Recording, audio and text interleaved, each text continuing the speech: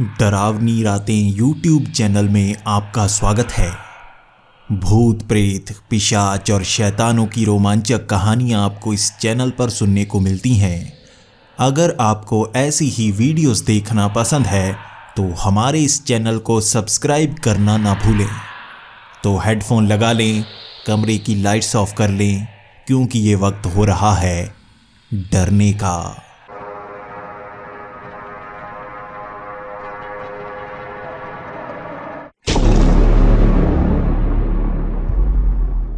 Hello दोस्तों, मेरा नाम रचित है और ये मेरा 18वां जन्मदिन था, जिसके बाद से ही मैं दुविधा में फंस गया। मेरी कॉलेज की पढ़ाई शुरू होने वाली थी, लेकिन उससे पहले जैसे दुखों का पहाड़ मेरे ऊपर टूट पड़ा था। मेरे दादाजी की मौत उसी दिन हुई जब मेरा 18वां जन्मदिन था और मैं समझ नहीं पा रहा था आगे की ज़िंदगी कैसे बीतने वाली है। मैं एक ऐसे गांव में रहता हूं जहां हमारे परिवार का बहुत ज़्यादा रुतबा हुआ करता था। जब मैं 10 साल का था तो मेरे मम्मी पापा का एक एक्सीडेंट हो गया था। कार में उन दोनों की लाश मिली थी। उसके बाद से ही मेरे दादाजी मुझे पालते आ रहे हैं, लेकिन उनका स्वभाव भी बदल गया था। वो लोगों को पसंद नहीं करने लगे थे। उन्हें डर था कोई मुझे उनसे दूर कर देगा, इसलिए वो हमेशा मुझे अपने पास ही रखते। वो बड़ी हवेली, वो पुश्तैनी हवेली जहाँ पर सब कहा करते कि एक शैतान का वास है। मेरे मम्मी पापा की मौत के बाद से ही हमने उस हवेली को छोड़ दिया था और पास में ही एक बड़ा सा घर बना लिया था। लेकिन अब भी मुझे उस हवेली से डरावनी डरावनी आवाज़ें सुनाई देती थीं। मुझे ऐसा लगता था वो शैतान उस हवेली से निकलेगा और मुझे पकड़ लेगा, मुझे मार देगा। मेरे दादाजी भी यही कहा करते थे। मुझे उन्होंने बचाए रखा उस शैतान से। मैंने कभी उस शैतान को नहीं देखा और ना ही गांव वालों ने उस शैतान को देखा था, लेकिन कहानियाँ सुनाई जाती थीं।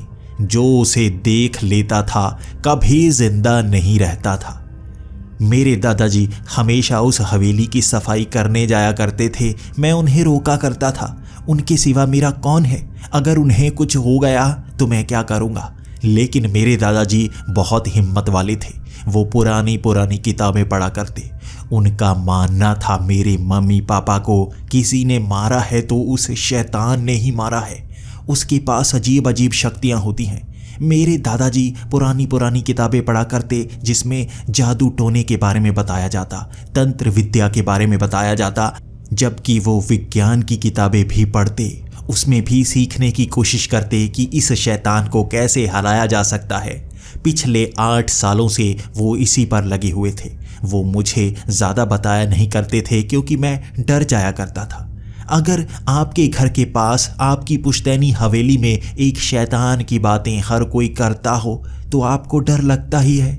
बचपन से मैं डरपोक रहा और 18वां जन्मदिन मेरी ज़िंदगी का सबसे बुरा जन्मदिन रहा। मेरे दादाजी का कत्ल हो चुका था और वो भी उसी डरावनी हवेली के अंदर। पुलिस ने तफ्तीश करने की कोशिश की और 3 दिन तक वो ढूंढते रहे, कोई सबूत नहीं मिला। 3 महीने बाद इस केस को भी बंद कर दिया गया और ये मान लिया गया कि हो सकता है उन्हें हार्ट अटैक आया हो, जिस कारण उनकी मौत हो गई। वो बहुत ज़्यादा डर गए थे, लेकिन उनकी गर्दन पर उंगलियों के निशान थे। उनका गला घोंटा गया था। शरीर पर और भी कई चोट के निशान थे और वो डर कर भी मरे थे। पुलिस फॉरेंसिक लैब की उस रिपोर्ट में समझ नहीं पा रही थी कि ये एक कत्ल है या एक नेचुरल डेथ है। लेकिन मैं जानता था वो शैतान अजीब शक्ति वाला होता है, ज़रूर उसी ने मारा होगा। मैं खुद ही सोचने लगा था इस केस को मुझे ही सुलझाना होगा। मैं सामने लाकर रहूँगा मेरे दादाजी को किसने मारा है। उस शैतान की सच्चाई मैं सबके सामने ला दूंगा। इसके बाद मैं सब जान पहचान वालों के पास जाने लगा। हमारा गांव में बहुत ज़्यादा रुतबा था। मेरी बात बहुत लोग मान सकते थे। सरपंच से लेकर यहाँ का कलेक्टर वो दादाजी से मिला करता था। दादाजी का रोब बहुत ज़्यादा था और शायद वो मेरी बात मानते और दादाजी की तफ्तीश और ज़्यादा करते। उनकी मौत का कारण पता कर पाते और इस शैतान को हराने की कोशिश कर पाते। लेकिन एक एक करके मैं हर किसी के पास जाता जा रहा था। वो अपनी बातों से मुकरता जा रहा था। यहाँ पर हर किसी के अंदर डर भरा हुआ था उस शैतान का। जब पुलिस वाले हमारे गांव में तफ्तीश करने आए थे तो इन कहानियों को सुनकर वो भाग गए थे। रात के वक्त हमारे इस गांव में कदम रखने पर भी लोग डरना शुरू कर गए थे। अब गांव वाले अपने घरों तक से बाहर नहीं निकलते। उन्हें लगता था कि इस हवेली से वो शैतान निकलेगा और उन्हें मार देगा। पिछले 8 सालों से हमारे इस गांव में बहुत बुरी बुरी घटनाएं हो चुकी हैं। कई लोग गुमशुदा हो चुके हैं, उनकी लाशें तक कभी नहीं मिली। हर किसी का कहना है शैतान जब किसी के सामने आ जाता है उसे जिंदा नहीं छोड़ता। उसकी सच्चाई कभी किसी के सामने नहीं आ पाती। मैं उस शैतान के सामने जाऊंगा। मैं अपनी मौत खुद देखना चाहूँगा। अपनी आँखों के सामने से उस शैतान को देखना चाहूँगा। कौन है जिसने मेरे पूरे परिवार का अंत कर दिया? मैं उसके हाथों मरूंगा या उसे अपने हाथों से खत्म कर दूंगा। अब ये काम मुझे ही करना होगा। मैंने उस तफ्तीश की शुरुआत की थी अपने इस घर से। हवेली में अब भी कदम रखने से मैं डरने लगा था। दादाजी की हर चीज़ को खंगालने लगा था। सबसे पहले तो उनकी वो अलमारी में क्या क्या मिलेगा जिससे मैं उस सच्चाई को जान पाऊंगा। वो ढेर सारी किताबें, उसमें नर पिशाच की किताब, छलावे की किताब, वहाँ चुड़ैलों की किताब भी थी, तंत्र विद्याओं की बहुत सारी किताबें, डरावनी कहानियों वाली किताबें। एक एक करके उसमें मैं ढूंढ रहा था दादाजी क्या पढ़ा करते थे, क्या जाना करते थे। वहाँ उन कहानियों की कई लाइंस के ऊपर जैसे मार्कर से लकीर बनाई हुई होती, वो खास तौर पर हाईलाइट की हुई लाइंस थी। मैं उन्हें पढ़ रहा था। ये कहानियाँ क्यों उन्होंने हाईलाइट की हैं? इनमें से क्या निकल सकता है? छलावा किस तरह से असर करता है, वो कैसे मारता है और क्या सबूत छोड़ता है? हमारे गांव में ऐसी घटनाएं हो चुकी हैं जो शैतान से तो जोड़ी जाती हैं, लेकिन हर मौत कुछ अलग। कभी चुड़ैल की तरह किसी को मार देना, तो कभी छलावे की तरह छल कर किसी को मार देना, कभी किसी के घर में आग लग जाना और बड़ा सा चेहरा नजर आना। ऐसी घटनाएं हमारे इस गांव में होती थी, इसलिए शहर से कोई भी यहाँ आना पसंद नहीं करता था।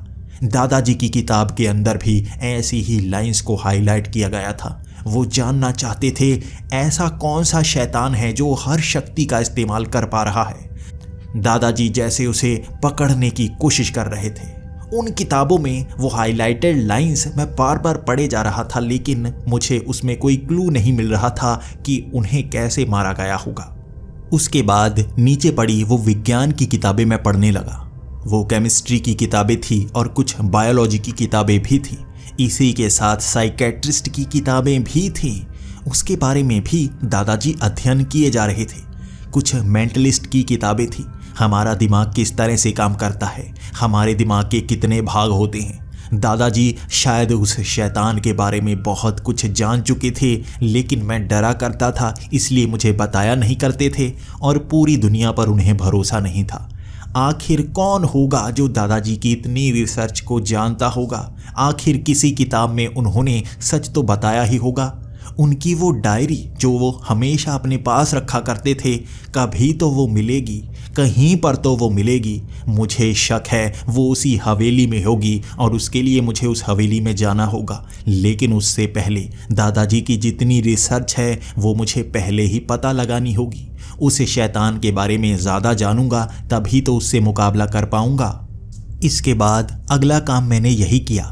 मैं शहर में घूमने लगा, जितनी भी लाइब्रेरी थी वहाँ जाने लगा। शैतान के बारे में जितनी जानकारी इकट्ठी कर सकता था वो करने लगा था। लोग मुझे पहचानने लगे थे। मैं शैतान से जुड़ी हर किताब खरीदे जा रहा था। पैसे की कमी नहीं थी, लेकिन भविष्य में परेशानी ज़रूर हो सकती थी। फिर भी जो पैसे थे मैं उन्हें ऐसी किताबों के लिए खर्च कर रहा था। मैंने हर किताब पढ़ना शुरू कर दी। किसी शैतान को काबू कैसे किया जा सकता है, शैतान की खासियत क्या होती है। मैं किसी एक शैतान के बारे में नहीं जान पाया जो छलावे की तरह छलता हो, चुड़ैल की तरह असर करता हो, घरों को जलाता हो और अलग अलग रूप ले पाता हो। किसी भी किताब में ऐसे शैतान की जानकारी नहीं दी गई थी। मैं बार बार भटकता जा रहा था। मैं जान नहीं पा रहा था उस शैतान को कैसे रोका जाए। कई मंत्र बताए गए थे, कई यंत्र बताए गए थे। हर किसी को मैं खरीदता जा रहा था। जब मैं उस हवेली में कदम रखूंगा तब मुझे सब कुछ पता होना चाहिए। 15 दिन लगाए थे। मैं किताबों को पढ़ता रहा, जानकारी इकट्ठी करता रहा और उसके बाद हिम्मत जमा करके मैं उस हवेली के गेट के सामने पहुंच गया था। किसी को मैं साथ में नहीं लेकर आया था क्योंकि दादाजी कहा करते थे, किसी से ज़्यादा बात मत करना, हर कोई तुम्हें ठगने की कोशिश करेगा। यहाँ जो शैतान है वो किसी भी रूप में आ सकता है, किसी से बात मत करना। मैं इसीलिए अकेला ही अंदर जाने वाला था। जो भी होगा मैं अकेला हूँ, किसी पर यकीन नहीं करूँगा। हो सकता है दादाजी को ठगने के लिए उसने मेरा रूप लिया हो। दादाजी मुझसे ज़्यादा किसी से प्यार नहीं करते थे। वो हमेशा मुझे अपने कलेजे से लगाए रखते थे। अगर मेरा रूप लेकर वो शैतान उनके पास आया होगा तो दादाजी कुछ कर भी नहीं पाए होंगे। उसके बाद उनके साथ क्या हुआ होगा मैं नहीं जानता। वही तो जानने के लिए हवेली के अंदर जाने वाला हूँ। मैंने वो गेट खोला और मैं उस हवेली के अंदर की तरफ जाने लगा। वहाँ बादल पहले से ही घिरे हुए थे और अब हवाएं चलने लगी थीं। अंदर जितने भी पेड़ थे वो सड़ चुके थे, जैसे उन पर कोई तेजाब फेंकी गई हो। उनमें से बदबू आ रही थी। पत्ते तक अब भी टहनियों से लटके हुए थे लेकिन सड़े हुए बदबू कर रहे थे। ऐसा लग रहा था ये हवेली शापित हो। जैसे जैसे बादल घिरते जा रहे थे यहाँ रोशनी की कमी होती जा रही थी। इस हवेली की बिजली को कभी कट नहीं किया गया था। दादाजी माना करते थे पुश्तैनी हवेली में रोशनी हमेशा होनी चाहिए। वो बिल भी भरा करते थे और हमेशा बिल ज़्यादा ही आया करता था। दादाजी कहा करते शैतान इस हवेली में है, वो जानबूझकर लाइट जलाए रखता है, इसीलिए शायद बिल ज़्यादा आता होगा। आज हर सवाल का जवाब ढूंढ कर ही रहूँगा। उस हवेली के दरवाजे के पास पहुंचा मैं। मेरा मन बैठा जा रहा था। मैंने वो दरवाज़ा खोला और अंदर जैसे ही मैं पहुंचा वो हवाएं मेरे पीछे से जैसे उस हवेली के अंदर चली गई थी। कई सूखे हुए पत्ते उस हवेली के अंदर पहुंचे हुए थे। दादाजी इस हवेली की हमेशा सफाई किया करते, लेकिन उनके जाने के बाद मैंने यहाँ कदम तक नहीं रखा था। वो दरवाज़ा खोलते ही वो पत्ते इस तरह से उड़ रहे थे जैसे कोई रूहानी शक्ति यहाँ मौजूद हो। हर तरफ उड़ते हुए पर्दे, ऐसा लग रहा था उनके पीछे कोई छुपा हुआ हो। मैं बार बार इधर उधर झांके जा रहा था क्योंकि लाइट नहीं जला रखी थी। अंधेरे में ऐसा लग रहा था जैसे कुछ है यहाँ पर जो अभी झपट्टा मारकर मुझे पकड़ लेगा और दादाजी की तरह ही मुझे भी मार देगा। 5 मिनट तक मैं सन्न वहीं पर खड़ा था। हिम्मत की मैंने कुछ कदम आगे बढ़ाए, लाइट जलाई और पूरी हवेली में लाइट हो गई थी। ये 2 मंजिला हवेली रोशनी जैसे चारों तरफ बिखेरे हुई थी। अंदर बहुत सारी महंगी महंगी लाइट लगा रखी थी। सामने महंगे चमड़े के वो सोफे पड़े थे। ये हमारी पुश्तैनी हवेली है। हमारे पूर्वज बहुत अमीर हुआ करते थे। यहाँ किसी समय हमें अमीर ज़मींदार कहा जाता था। यहाँ सबसे बड़ी हवेली हमारी ही हुआ करती थी और आज के ज़माने में भी इस हवेली को कोई देखेगा तो उसकी आंखें फटी की फटी रह जाएंगी। हम यहाँ पर नहीं रहते थे, उस छोटे घर में रहते थे। हमारी मजबूरी थी। हवा के कारण झूमर ऐसी आवाज़ कर रहा था जैसे यहाँ कोई रहता हो। झूमर की आवाज़ ऐसा लग रहा था पियानो की आवाज़ की तरह अलग अलग तरंगों को मेरी तरफ भेज रही हो, मुझे कोई संकेत दे रही हो और मैं उसे समझ ना पा रहा हूँ। कुछ समय मैं उस झूमर को देखता ही रहा। उसके बाद मैंने सोचा दरवाज़ा बंद ही कर देता हूँ। हवा अंदर आएगी नहीं तो मुझे डर लगेगा नहीं। यहाँ हलचल मची हुई थी और वो दरवाज़ा मैंने जैसे ही बंद किया, हलचल बिल्कुल बंद हो गई। ना तो वो झूमर हिल रहा था, ना वो पत्ते आगे की तरफ बढ़ रहे थे। यहाँ पर्दे भी हिलना बंद हो गए थे। बिल्कुल शांति थी। इसे ही पिन ड्रॉप साइलेंस कहा जाता है। यहाँ मैं अपनी सांस की आवाज़ भी सुन सकता था। उसे सुनने में सबसे ज़्यादा डर लग रहा था। ऐसी शैतानी हवेली जहाँ पर भयानक शैतान रहता है, उसे देखने वाला जिंदा नहीं रहता। ये ख्याल मन को जैसे दबोच रहे थे, मेरी टांगों को खींच रहे थे कि जा, बाहर चला जा, तू जिंदा नहीं रहेगा। लेकिन फिर भी मन को संभाले हुए मैं आगे बढ़ा और उस कमरे की तरफ बढ़ चला जो दादाजी का हुआ करता था। जैसे ही मैं उस कमरे में पहुंचा, बिल्कुल साफ कमरा पड़ा था। वहाँ जो बेड था उसकी चादर हिली हुई थी। वहाँ वज़न पड़ा लग रहा था, ऐसा दिखाई दे रहा था जैसे उसे इस्तेमाल किया जाता है। दादाजी यहाँ पर आती तो थी, लेकिन शायद यहाँ सोते नहीं होंगे। वो यहाँ सिर्फ सफाई करने के लिए आते थे। तो यहाँ कौन सोता होगा? क्या वो शैतान? अब मन घबराए जा रहा था। मुझे हर चीज़ की तलाशी लेनी थी।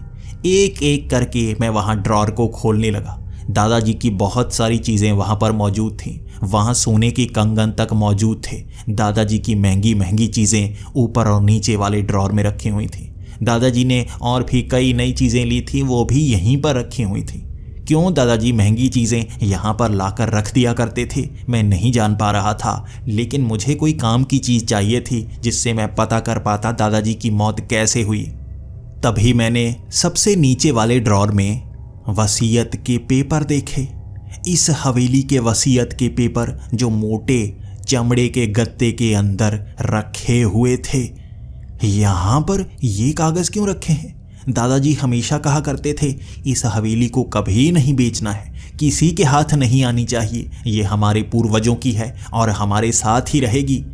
तो दादाजी हवेली के वसीयत के पेपर यहाँ पर बाहर क्यों रखे हुए थे? इसे तो छिपा कर रखना चाहिए। उनके नीचे और पेपर थे। ये हवेली ट्रांसफ़र होने वाली थी शिवराज चौहान को। यहाँ नीचे दादाजी ने साइन भी कर रखे थे, लेकिन इसे अप्रूव नहीं किया गया था।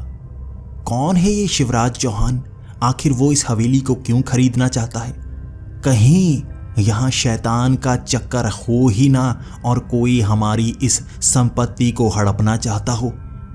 मैं अब सोचने लगा था। मैं उन वसीयत के पेपर को बाहर निकालकर इसे चेक करने के लिए अब कचहरी जाने वाला था। वहाँ जाकर जानूंगा कौन है शिवराज चौहान जो हमारी इस हवेली को खरीदने का इच्छुक है। क्यों वो ऐसा करना चाहता है? उन वसीयत के पेपर को लेकर मैं जैसे ही उस हवेली से बाहर निकला, वो दरवाज़ा बड़ी तेज़ी से बंद हो गया। ऐसा लगा जैसे किसी ने अंदर से बंद किया हो। मैं डरा हुआ था। मैं जल्दी से गेट से बाहर आ गया। वो वसीयत के पेपर मेरे हाथ में थे जिन्हें अप्रूव नहीं किया गया था। उसके बाद मैं सीधा पहुंच गया कचहरी में। मैं जानना चाहता था, अगर दादाजी बेचना ही चाहते थे तो ये बेच क्यों नहीं पाए? गलती कहाँ पर हो गई? वहाँ तहसीलदार से मिलने में बहुत परेशानी हो रही थी, लेकिन रुतबा काम आया। मैं 2 घंटे के इंतज़ार के बाद तहसीलदार के सीधा उस रूम में पहुँच गया। वहाँ मुझे देखकर तहसीलदार काफ़ी ज़्यादा खुश था, लेकिन मुझसे बातें करते हुए वो मेरे दादाजी की तारीफ़ कर रहा था, क्योंकि मेरे दादाजी बहुत ही खुशदिल इंसान थे और यहाँ आकर वो तहसीलदार से बहुत ज़्यादा मिला करते थे। उन्हें लोगों के काम करवाने में बहुत मज़ा आता था और कई बार वो पूरा पूरा दिन तहसीलदार ऑफिस में रहते और गाँव वालों का काम करवाते रहते। उसके बाद मैंने और बात नहीं की। मैं सीधा वसीयत के पेपर्स तक पहुँच गया था। मैंने कहा, ये देखिए, ये हवेली के वसीयत के पेपर। यहाँ नीचे शिवराज चौहान का नाम है, यानी कि दादाजी शिवराज चौहान को हमारी ये पुश्तैनी हवेली देना चाहते थे। क्या वो किसी दबाव में देना चाहते थे? और अगर उनके साइन हो चुके हैं तो इसे ट्रांसफ़र क्यों नहीं किया गया, बेचा क्यों नहीं गया? तो तहसीलदार ने बताया, यहाँ एक गड़बड़ थी। उन्हें लग रहा था कि ये हवेली उन्हीं के नाम है, लेकिन जब उन्होंने साइन करके यहाँ पर ये फाइल लगाई तब उन्हें ये जानकारी मिली कि ये हवेली उनके नाम पर नहीं है। मैंने कहा, उनके नाम पर नहीं है? अगर मेरे दादाजी इसके मालिक नहीं हैं तो कौन मालिक है? तहसीलदार ने कहा, तुम मालिक हो। ये पूरी ज़मीन, ये हवेली सिर्फ तुम्हारे नाम है। तुम्हारे दादाजी ने लगभग 15 साल पहले सब कुछ तुम्हारे नाम कर दिया था और उसके बाद वो ऐसी ज़िंदगी जीना चाहते थे जिसमें उन पर दबाव ना हो। लेकिन अब किसी कारण से वो इसे बेचना चाहते थे, क्योंकि अब तुम इसके मालिक हो तो उनके साइन नहीं चले थे। इसीलिए इन पेपर्स को अप्रूव नहीं किया गया था और इसकी ज़्यादा जानकारी मुझे नहीं है। लेकिन तुम्हारे दादाजी काफ़ी ज़्यादा निराश हो गए थे। मुझे लगा था वो तुम्हें लेकर यहाँ पर आएंगे, लेकिन तुम्हारे 18वें जन्मदिन पर ही उनकी मौत हो गई। मैं इसके बारे में अब ज़्यादा जानना नहीं चाहता। मैंने कहा, शिवराज चौहान, कौन है ये शिवराज चौहान जो हमारी ये हवेली खरीदना चाहता था? क्या वो बड़ा आदमी है? तहसीलदार ने बताया, वो बहुत बड़ा आदमी है, बहुत अमीर है और शहर में उसका बहुत ज़्यादा रुतबा है। वो ऐसे ही इल्लीगल जगहों को खरीदता रहता है और महंगे में बेचता रहता है, उसे बड़ा गुंडा कहा जाता है। उससे बचकर रहना। मैं गुस्से में था। मुझे अब शिवराज चौहान पर शक होने लगा था। कहीं ये सारे शैतान का चक्कर ही शिवराज चौहान ने तो नहीं डाला हुआ। मैं अब सीधा पहुंच गया था शिवराज चौहान के पास। वो मुझे देखकर खुद हैरान था।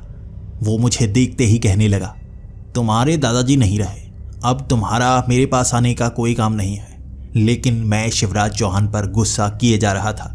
मैं सच्चाई जानता हूँ, मुझे अंदर की बात पता है। मेरे दादाजी के साथ क्या हुआ अगर तुम मुझे नहीं बताओगे तो मैं खुद ही पता कर लूँगा। अब शिवराज चौहान भी गुस्सा होने लगा था। अच्छा तो तुम्हें सच्चाई पता है, लेकिन अगर तुमने वो सच्चाई किसी को बताई तो तुम भी बताने लायक नहीं रहोगे। इन शब्दों को सुनकर एक पल के लिए मुझे लगा शायद शिवराज चौहान ने ही मेरे दादाजी को मारा होगा। तो मैं और आग बबूला हो गया और उसे कहने लगा, मेरे दादाजी को मारा? तुम्हें शर्म नहीं आती? अगर तुमने सच में मेरे दादाजी को मारा है तो मैं तुम्हें जिंदा नहीं छोड़ूंगा। और ये बात सुनकर शिवराज चौहान हैरान हो गया। तुम्हें क्या लग रहा है मैंने तुम्हारे दादाजी को मारा है? मैं किसी और बारे में बात कर रहा हूँ, और अगर तुम्हें उस बारे में नहीं पता तो चुप ही रहो, मुझे ऐसे कातिल साबित मत करो। मैंने कहा, तो तुम किसके बारे में बात कर रहे थे? तुम हमारी ज़मीन हड़पना नहीं चाहते थे? तो इस पर शिवराज चौहान हंसने लगा। हड़पना कौन चाहता था? तुम्हारा दादा खुद मेरे पास आता था उसे बेचने के लिए, लेकिन ज़रूरी काम नहीं हो पा रहे थे। मुझे नहीं पता कौन से ज़रूरी काम है, लेकिन वो हर बार कह देता, बस कुछ समय और, बस कुछ समय और। लेकिन कुछ समय करते हुए तुम्हारे दादा के पास समय ही नहीं बचा। ये कहकर वो हंसने लगा था और मुझे कुछ जवाब मिल गए थे। मेरे दादाजी खुद इस हवेली को बेचना चाहते थे, ना कि ये हड़पना चाहता था। और इसने तो साफ मना कर दिया कि इसने मेरे दादाजी को नहीं मारा है, जबकि मैंने इसे बहुत ज़्यादा उकसा दिया था। अब मुझे दोबारा उस हवेली में जाकर नए सबूत इकट्ठा करने होंगे। और अब भी थोड़ा थोड़ा शक मुझे शिवराज चौहान पर ज़रूर है।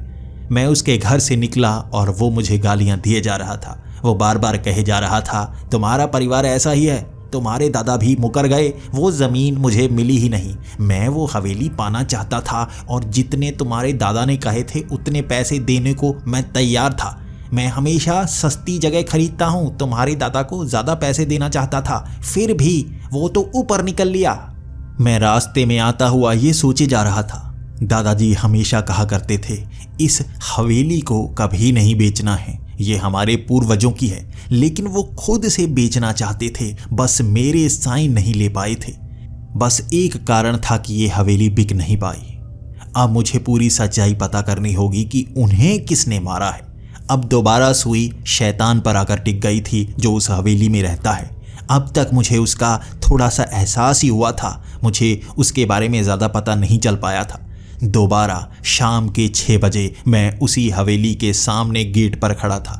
मेरा दिल फिर से धक धक हुए जा रहा था। मैं शैतानी जगह में अब अंधेरे के वक्त कदम रखने वाला था और मैं उस हवेली के अंदर गया। मैं सीधा दादाजी के उसी कमरे के पास चला गया। यह हवेली बहुत ज़्यादा बड़ी थी, यहाँ बहुत सारे कमरे थे। शायद दादाजी और कमरों में नहीं जाते होंगे।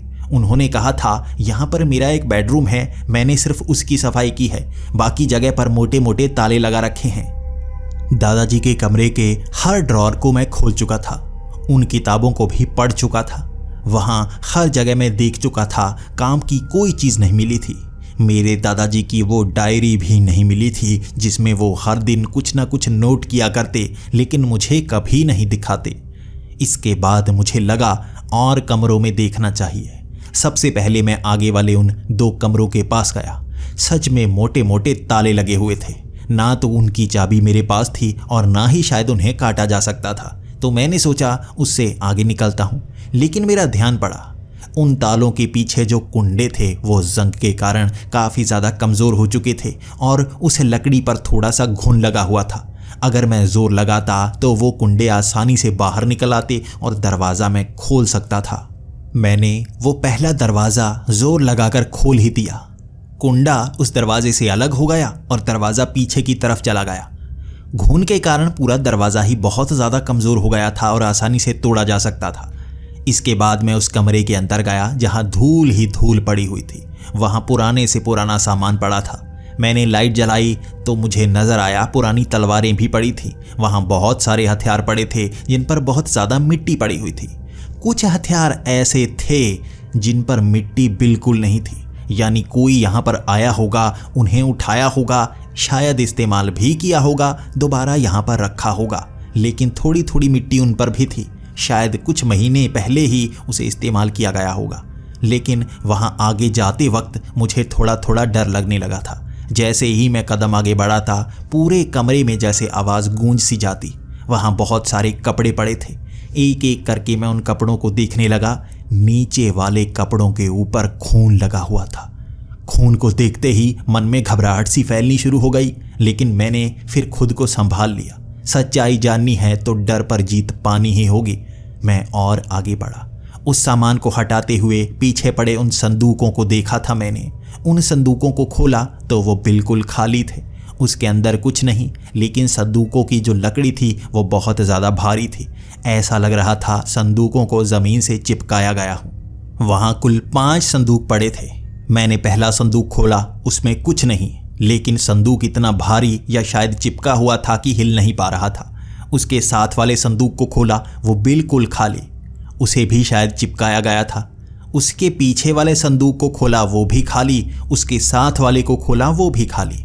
उसके पीछे एक छोटा सा संदूक पड़ा था। मैंने मन में सोच लिया ये भी खाली ही होगा, इसलिए मैंने उसे हाथ नहीं लगाया। इसके बाद मैं और सामान को देखने लगा। वहाँ बहुत पुराना सा सामान था। कुछ कांच के गिलास भी थे जिन्हें मैं हाथ लगाता वो नीचे गिरकर टूट जाते।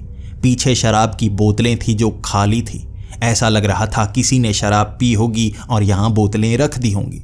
पुरानी से पुरानी और महंगी से महंगी बोतलें वहाँ पर पड़ी हुई थी। वहाँ कुछ नोट भी देखे जो नए लग रहे थे। नए नोट यहाँ पर लाकर कौन डालता होगा?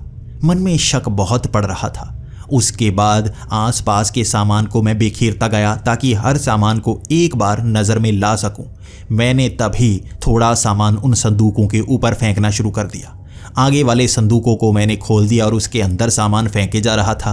किसी तरह की कोई आवाज़ नहीं आ रही थी। जैसे ही संदूक में कुछ गिरता, जैसे आवाज़ बंद सी हो जाती। पहला संदूक भर दिया, दूसरा संदूक भर दिया। उसके बाद उन खून से सने कपड़ों को मैंने तीसरे और चौथे संदूक में डाल दिया। बाद में जो नीचे पड़ा कांच था, मैंने सोचा वो भी किसी संदूक में डाल ही देता हूँ, वो छोटे संदूक में डालता हूँ। मैं उनको फांदता हुआ पीछे संदूक तक पहुंचा और उसे खोलकर कांच को वहां फेंकने लगा। वो आवाज़ ही अलग थी। जैसे ही मैंने कुछ और सामान उसमें फेंका, अलग गूंजती हुई आवाज़ मेरे कानों में पड़ी। ऐसा लग रहा था नीचे कुछ और है। ये लकड़ी थी जो खाली होने के कारण गूंज की आवाज़ को मेरे कानों तक पहुंचा रही थी। मैंने कांच को बाहर निकाला, सामान को बाहर निकाला, हाथ मारकर लकड़ी पर देखा। ये आवाज़ बार बार आ रही थी। ऐसा लग रहा था ये लकड़ी को तो लगाया गया है, लेकिन ये नीचे जाने का रास्ता है। मैंने एक तरफ कुंडा देखा, हाथ फंसाया, खींचा। वहाँ नीचे सीढ़ियाँ हैं और मुझे इसके बारे में पता तक नहीं था। उस पूरे दरवाजे को खींचा।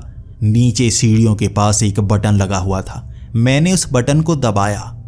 मैं उन सीढ़ियों के सहारे जैसे जैसे नीचे जा रहा था, वो बदबू मेरे नाक को छलनी किए जा रही थी।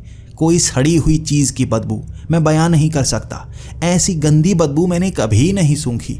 कब्रिस्तानों में आती है ऐसी गंदी बदबू जो नीचे से आ रही थी। उन सीढ़ियों से नीचे उतरने के बाद मैंने जो देखा, मेरी आंखें फटी की फटी रह गई थी। सामने बहुत सारे कंकाल पड़े थे। बहुत सारी लाशें पड़ी थी जिनका मांस सड़ चुका था। वो बदबू इंसानी शरीर से आ रही थी। मैं सही था। कब्रिस्तान और शमशान घाट में ऐसी ही बदबू फैली होती है जैसी इस नीचे बेसमेंट से आ रही थी। मैं डरकर बाहर की तरफ भागने लगा। मुझे बहुत डर लग रहा था। उन कंकालों को देखकर मुझे ऐसा लग रहा था जैसे मैंने किसी शैतान को ही देख लिया हो। मुझे डर था अब वो मुझे पकड़ तो नहीं लेगा। मैं उस गेट से बाहर आ गया था। मैं चीखने चिल्लाने लगा था तो गांव वाले भी इकट्ठा हो गए थे। मैंने गांव वालों को बताया, मैं उस हवेली में कई लाशों को देख कर आया हूँ। बहुत सारे कंकाल, वहाँ नीचे बेसमेंट है, वहाँ कंकाल रखे हुए हैं। वहाँ पुलिस को भी बुलाया गया और पुलिस वाले उस बेसमेंट में पहुंचकर हैरान हो गए थे। उन लाशों को निकाला गया। पूरे गांव में पुलिस वाले ही पुलिस वाले हो गए थे। लगभग 15 लाशों को निकाला गया था उस बेसमेंट से, और हर कोई मुझसे सवाल किया जा रहा था, क्या इस हवेली में लाशें इकट्ठा हैं? क्या सच में तुमने शैतान को देखा? मैंने शैतान तो नहीं देखा था, मैं डर गया था इन लाशों को देखकर।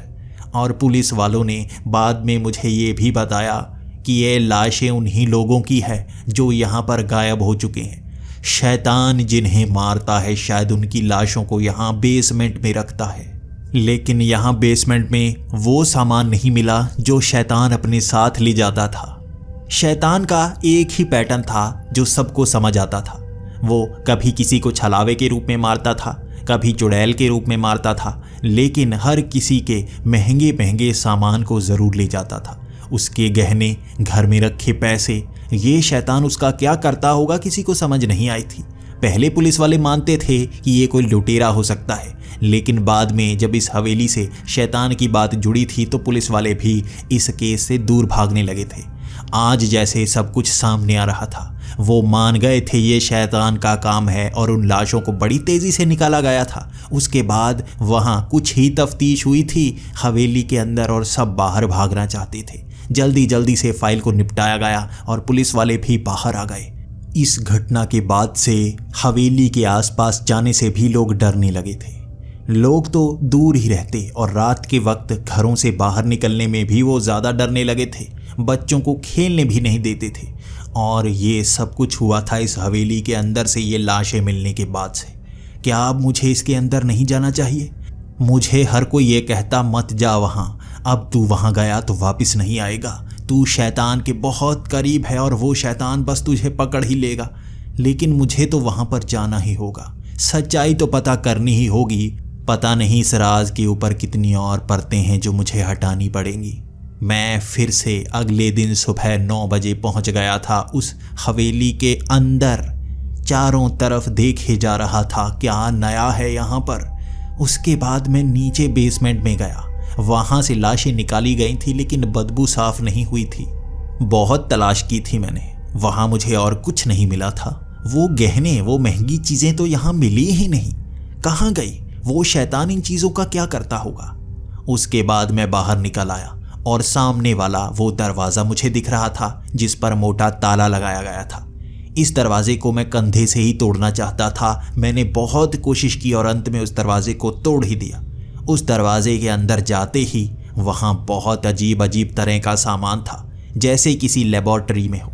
वहाँ बहुत सारे केमिकल पड़े थे, बहुत सारी चादरें पड़ी थी, अजीब अजीब सी मशीनें भी पड़ी थी जो मेरी समझ से बिल्कुल बाहर थीं। एक तरफ बहुत सारी किताबें। अब मुझे ये किताबें पढ़नी होंगी, इनमें से ज़रूर कुछ ना कुछ काम का निकलेगा ही। सबसे बड़ा मोटा ताला इसी पर लगा हुआ था। जब मैं उस कमरे के बिल्कुल पीछे गया तो वहाँ पर लड़कियों की मेकअप का बहुत सारा सामान पड़ा था। वहाँ ढेर लगा हुआ था। उसे देखकर मैं हैरान सा हो गया था। वहाँ पर बहुत सारे विग पड़े थे, जैसे सर पर लगाए जाते हो। कोई यहाँ आकर अपना भेष बदलता होगा। अब मुझे ज़्यादा शक होने लगा था। मुझे अब शैतान पर यकीन नहीं था, किसी इंसान पर यकीन था जो शैतानी काम कर रहा था। मैं आगे वाली उन किताबों को खंगालने लगा, उनमें देखने लगा और ज़्यादा किताबें पुरानी डरावनी कहानियों की किताबें नहीं थीं, इंसानी दिमाग की किताबें थीं। इंसानी दिमाग कैसे काम करता है। वहाँ ज़्यादा किताबें साइकेट्रिस्ट की थीं, स्प्लिट पर्सनैलिटी की। एक ही शरीर में 2 दिमाग होते हैं। जब किसी को बहुत ज़्यादा दबाया जाता है तो उसका स्वभाव दोगला हो जाता है। कभी तो वो किसी तरह एक्ट करता है तो कभी किसी तरह एक्ट करता है। ये दादाजी इस पर रिसर्च कर रहे थे या ये कोई और है जो इसके बारे में पढ़ रहा था। इस कमरे में मोटा ताला लगा हुआ था और दादाजी हमेशा कहा करते थे किसी ताले को नहीं खोलना है। पूर्वज ये कहा करते थे कि शैतानी शक्तियाँ अलग अलग कमरे में अलग अलग तरह से काम करती हैं। यहाँ कुछ तो है जो मेरी समझ से बाहर है। उन किताबों को मैं पढ़ता जा रहा था और ये चीज़ें सामने आती गई। दिमाग कैसे काम करता है, उसे कैसे संभाला जा सकता है।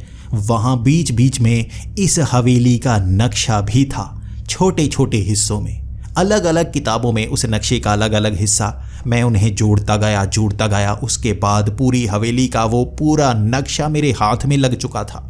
इस नक्शे को मैं बार बार देखे जा रहा था और मुझे एक चीज समझ में नहीं आ रही थी। इस नक्शे के अनुसार इस हवेली के बिल्कुल पीछे की तरफ एक कमरा होना चाहिए, लेकिन वहां तो कोई कमरा नहीं है, कोई दरवाजा नहीं है वहां तक जाने के लिए। मैं हवेली के चारों तरफ घूमकर भी देख चुका था, लेकिन वहां जाने का कोई रास्ता नहीं था। हर चीज सही थी, बस उस कमरे का रास्ता नहीं था। आखिर कहां से होगा रास्ता? जहां पर रास्ता बनाया गया था वहां तो एक बड़ी सी दीवार है जिस पर एक पेंटिंग टांगी गई है। क्या उस पेंटिंग के पीछे से रास्ता होगा? मैंने पेंटिंग हटाकर देखी तो पीछे दीवार थी, लेकिन वो दीवार थोड़ा सा हिल रही थी। ऐसा लग रहा था जैसे लकड़ी की दीवार बनाई गई हो। मैं बड़ा सा हथौड़ा ले आया था। मैं उस हथौड़े को मारना चाहता था, लेकिन तभी एक तरफ मुझे एक चिटिकनी सी दिखी, बहुत छोटी सी। वो जैसे स्विच बॉक्स के पीछे की तरफ थी। मैंने खींच कर देखा तो स्विच बॉक्स बाहर आ गया और उसके पीछे चिटिकनी को खोलने के बाद पूरी दीवार ही दरवाजे की तरह पीछे की तरफ चली गई थी।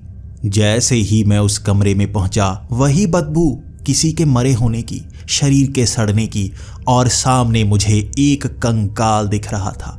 किसी की लाश जैसे वहां पर लेटाई गई थी। आसपास बहुत सारा सामान रखा हुआ था। पीछे फूल रखे हुए थे जैसे किसी को श्रद्धांजलि दी गई हो। मैं डर गया था। मुझे लगा फिर से पुलिस को फ़ोन करना चाहिए। तभी मैं आगे की तरफ गया और मुझे एक डायरी मिली। ये मेरे दादाजी की डायरी थी। इस डायरी में बहुत कुछ पता चलेगा। वहाँ और भी बहुत सारा सामान पड़ा था। मुझे वो सामान भी देखना था और उसके बाद ही मैं किसी को फ़ोन कर पाता। मैं जल्दी से उस डायरी को बाहर की तरफ आकर पढ़ने लगा। मुझे उस शैतान का डर भी था, क्योंकि हर लाश मिल चुकी थी जो यहाँ पर गायब हुआ। ये लाश एक्स्ट्रा थी, कोई ऐसा जिसके बारे में पता ही नहीं किसी को। उस डायरी को मैं पढ़ने लगा और दादाजी शैतानों पर रिसर्च नहीं कर रहे थे। इस डायरी को पढ़ने पर पता चला वो स्प्लिट पर्सनैलिटी पर ही रिसर्च कर रहे थे। यानी वहाँ जितनी भी किताबें थी वो दादाजी ही पढ़ रहे थे। वो एक तरह का केमिकल बना रहे थे जिससे दिमाग को कंट्रोल किया जाए। स्प्लिट पर्सनैलिटी किसी की कैसे तैयार की जा सकती है, दादाजी इस पर रिसर्च कर रहे थे। वो किसी के दिमाग के दो हिस्से करना चाहते थे, उसे दोगला बनाना चाहते थे, लेकिन किसे? मैं डायरी को पढ़ता गया, उनकी हर रिसर्च को जानता गया। अब मुझे ये पता चला कि वो शैतान के बारे में कुछ भी जानना नहीं चाहते थे। वो बस इंसान के शरीर के बारे में ही जानना चाहते थे। पूरी डायरी पढ़ डाली मैंने, मुझे शैतान का जिक्र तक नहीं मिला। उसमें कई लोगों का जिक्र ज़रूर था, कैसे कोई हरकत करता है। ज़्यादातर मेरा जिक्र था। मैं क्या खाता हूँ, क्या करता हूँ, कैसे मुझे गुस्सा आता है, कैसे मैं उस पर कंट्रोल करता हूँ।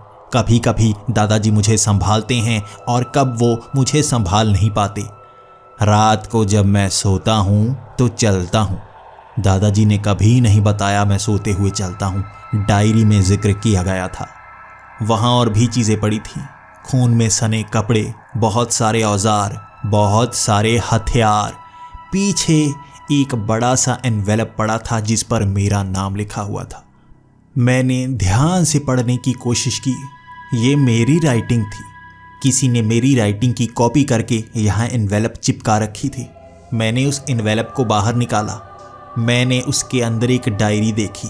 उस डायरी को खोला। शब्द उल्टे पुल्टे थे, उसे पढ़ा नहीं जा सकता था। मुझे याद आया ये एक कोड वर्ड की तरह लिखा गया था। मैं हमेशा से ऐसा कोड वर्ड इस्तेमाल किया करता था। ये राइटिंग भी मेरी राइटिंग जैसी ही लग रही थी। अगर कोई भी इसे पढ़ने की कोशिश करता तो समझ नहीं पाता, सिवाय मेरे। मैं इन कोड वर्ड्स के सहारे इसे समझा सकता था। थोड़ा पेन लेना पड़ेगा, इसे सही करना पड़ेगा, शब्द सीधे हो जाएंगे।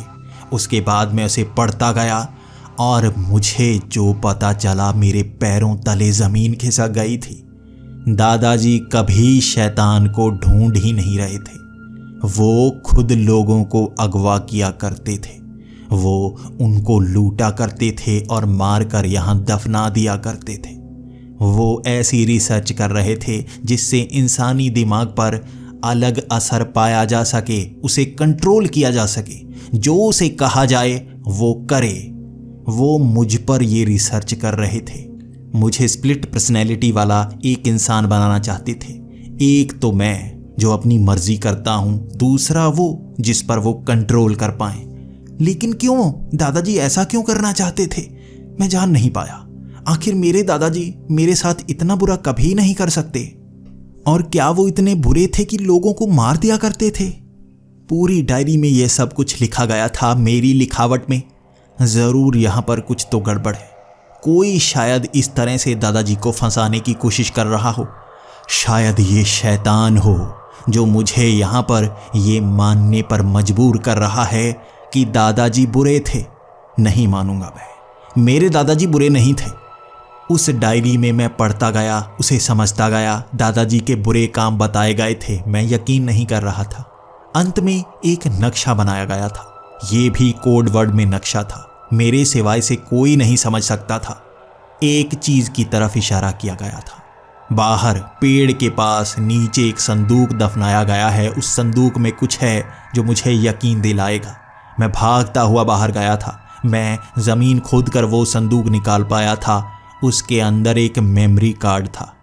वो मेमोरी कार्ड जब मैंने अपने फ़ोन में लगाया, उसमें एक वीडियो थी। दादाजी जिंदा दिख रहे थे, उनके साथ मैं। हैरान हो गया था मैं, ये कैसे हो सकता है।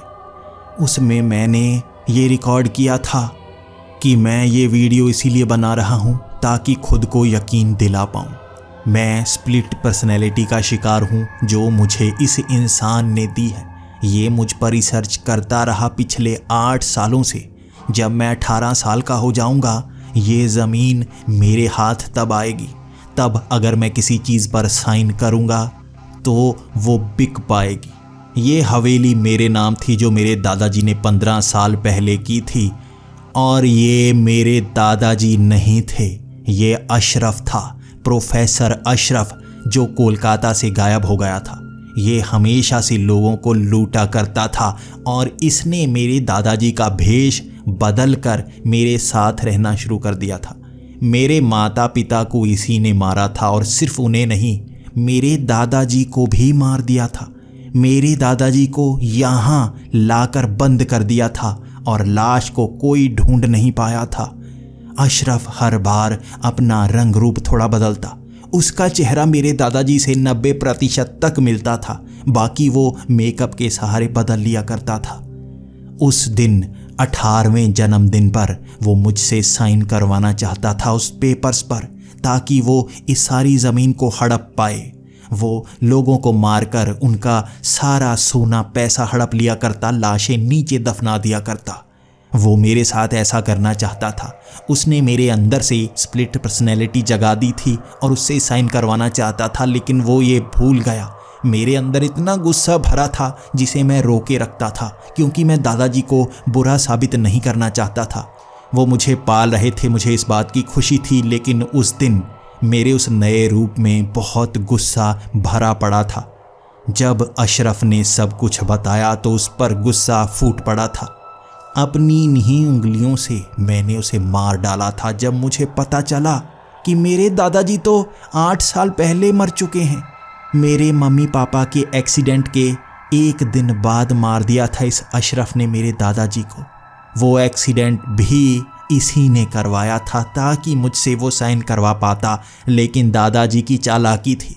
मैं साइन तभी कर पाता जब मैं 18 साल का होता। इसीलिए 18वें जन्मदिन पर इसने ये तरकीब लगाई थी, लेकिन एक गलती कर दी। जब मेरा गुस्सा फूटा तो मैंने इसे मौत के घाट उतार दिया। सब मानने लगे इसे शैतान ने मारा। इस वीडियो में मैं खुद को बता रहा था, क्योंकि मुझे पता था मेरी ये पर्सनैलिटी जानने की कोशिश करेगी मेरे दादाजी को किसने मारा। मैं उस शैतान का अंत करने की कोशिश करूँगा और यहाँ तक एक न एक दिन पहुँच जाऊँगा।